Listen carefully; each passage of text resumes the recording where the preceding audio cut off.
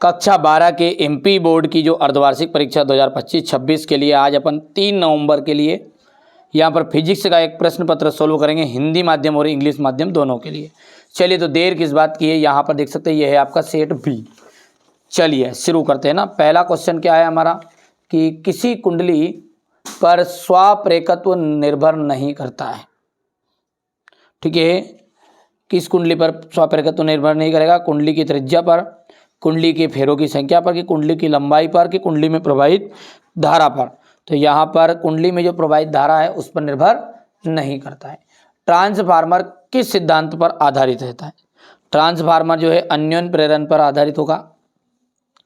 विद्युतशीलता का एसआई मात्रक, विद्युतशीलता का एसआई मात्रक क्या है?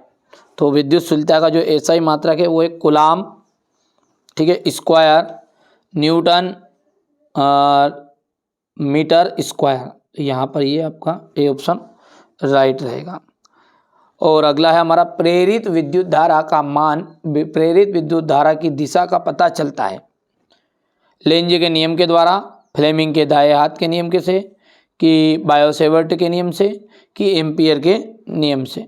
तो लेंज के नियम के द्वारा अपने को पता चलता है कि प्रेरित विद्युत धारा की दिशा किस तरफ है। धातुओं में धारा का प्रवाह होता है, मुक्त इलेक्ट्रॉनों के द्वारा धातुओं में धारा का प्रवाह होता है।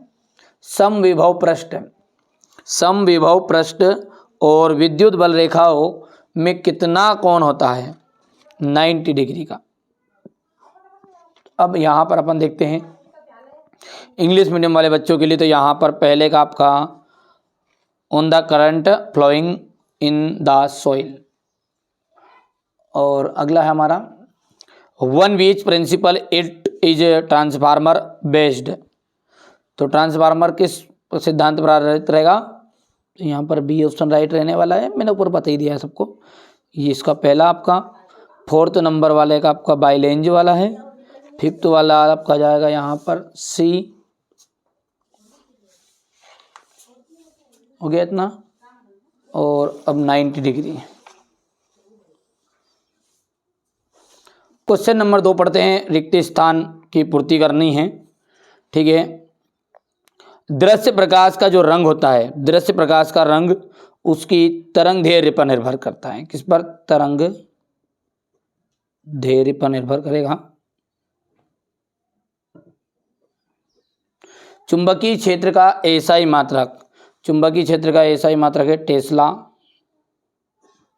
धारावाही परिनलिका रिक्त स्थान की तरह व्यवहार करती है, एक दृढ़ चुंबक की तरह व्यवहार करती है, चुंबक की तरह व्यवहार करती है। जल के अंतर, जल के अंदर है ये ना, जल के अंदर वायु का बुलबुला, वायु का जो बुलबुला है वो अवतल लेंस, अवतल लेंस की भांति व्यवहार करता है। नाभिकीय विखंडन तथा नाभिकीय संलयन में ऊर्जा उत्सर्जित होने के कारण द्रव्यमान क्षति होती है।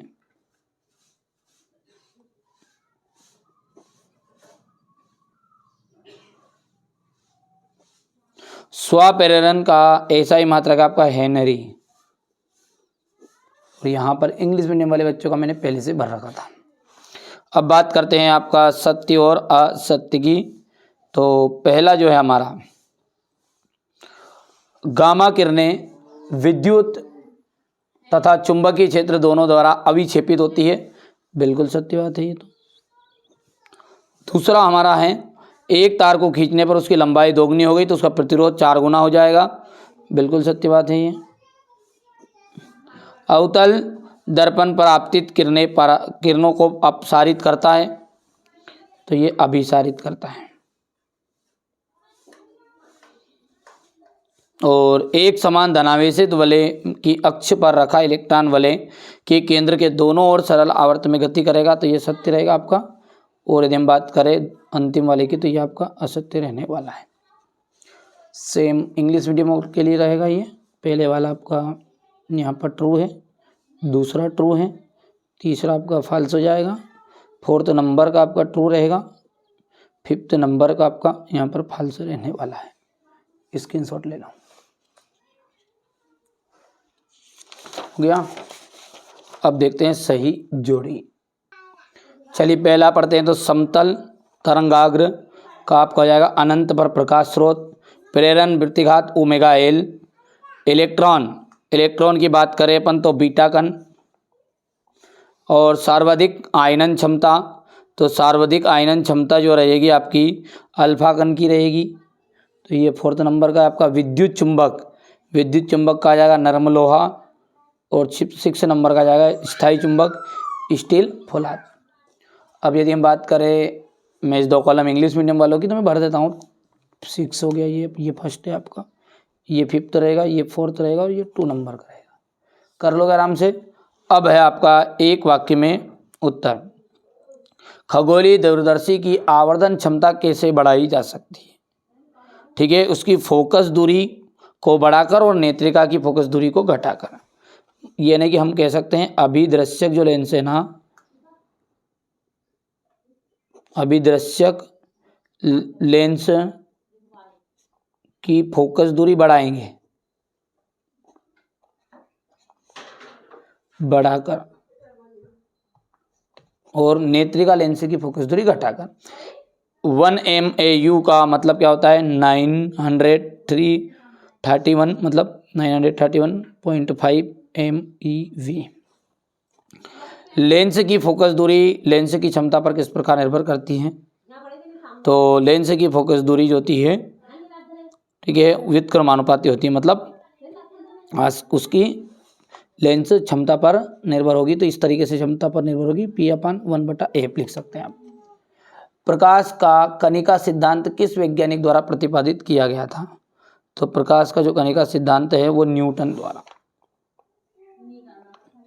और 6 नंबर वाला का आपका रहेगा यहाँ पर VRMS = VP/√2। ये यहाँ पर आप देख सकते हैं हो जाएगा। अब क्वेश्चन नंबर 6 से आप देख सकते हैं ये, ठीक है। क्वेश्चन नंबर 7, एम्पियर का परिपति नियम, संधारित्र की दिष्ट धारा, चुंबकीय फ्लक्स क्या है, इसका मात्रक लेंज का नियम बताना है आपको, अवतल दर्पण और उत्तल दर्पण की फोकस दूरी ज्ञात करनी, प्रत्येक की वक्रता त्रिज्या 20 सेंटीमीटर है। विस्थापन धारा, साबुन का बुलबुला रंगीन क्यों दिखाई देता, ओम के नियम की सीमाएं, उच्चाई तथा अपचाई, ट्रांसफार में अंतर, विद्युत संबंधी कूलाम का नियम, विभव और विभवांतर किसे कहते हैं। क्वेश्चन नंबर 13 ये रहेगा आपका। क्वेश्चन नंबर 14, ये क्वेश्चन नंबर 15, ये 16 हो गया। क्वेश्चन नंबर 16 के बाद में ये रहेगा क्वेश्चन नंबर 17, 18, 19 और ये सारी PDF आपको डिस्क्रिप्शन में एप्लीकेशन की लिंक दी है, वहाँ से आप डाउनलोड करके, ठीक है, देख भी सकते हैं। ये क्वेश्चन नंबर 20 रहेगा आपका। हो गया। और ये क्वेश्चन पेपर मैंने आपको पूरे का पूरा क्वेश्चन पेपर आपको बता दिया। इससे पहले मैंने आपको सेट A बताया था, अब ये है सेट B। आइए तो अगले वीडियो में मिलेंगे। और हिंदी का जो पेपर है उसके लिए पूरा सॉल्यूशन भी मैंने तैयार कर ला दिया है, 1 से 23 तक का पूरा मिलने वाला है। और डिस्क्रिप्शन में लिंक जो दी उससे एप्लीकेशन आप डाउनलोड कर सकते लेना और वहाँ पर आप नोट्स भी देख सकते हैं।